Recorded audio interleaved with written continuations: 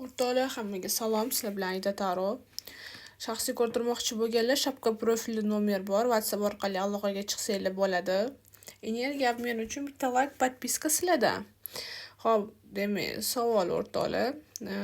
Sizlarda aqlingizdagi kishi bilan yarashuv bormi? Aqlingizdagi kishi bilan yarashuv bormi? Diqqat bilan eshitasiz. Hech nima aytishingiz shart emas. Spokойный joyga kirib, faqatgina aqlingiz manda, qulog'ingiz manda bo'ladi. Tak.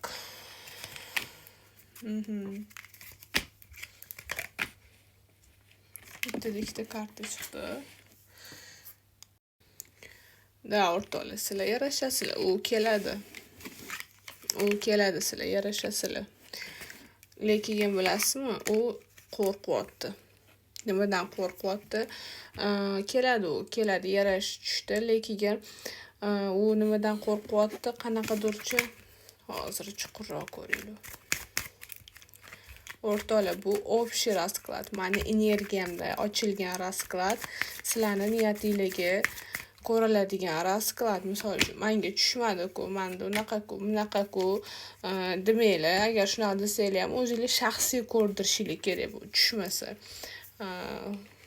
Bo'lar bo'lmas mantiqsiz gaplar yozishingiz shart emas.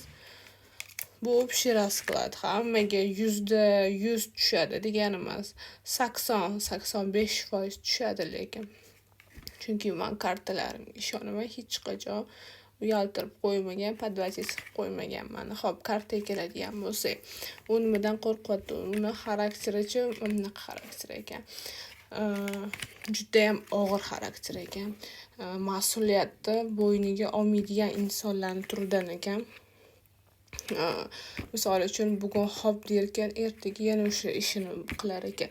Misol uchun, отношениясini to'g'irlash o'rniga, uni tuzatish o'rniga, u yana xatoni ustiga xato qiladigan insonlardan ekan. Qo'pol qilib aytganda, it xarakter deymiz-ku, shunaqa xarakterli inson ekan aqlingizdagi kishi. Og'ir mas'uliyatli narsani bo'yniga olishni xohlamas ekan. Ya'ni u narsani qilolmaslikdan yoki gapiga javob bera olmasligini bilar ekan. Shuning uchun ortiqcha va'dalar, ortiqcha qanaqadir katta harakatlar qilmas ekan u inson. Lekin keladi. Yarashuv tushdi. Keladigan tushdi. Lekin baribir ham bilasizmi nima? U nimadan qo'rqyapti? Siz uni oldinchalik qabul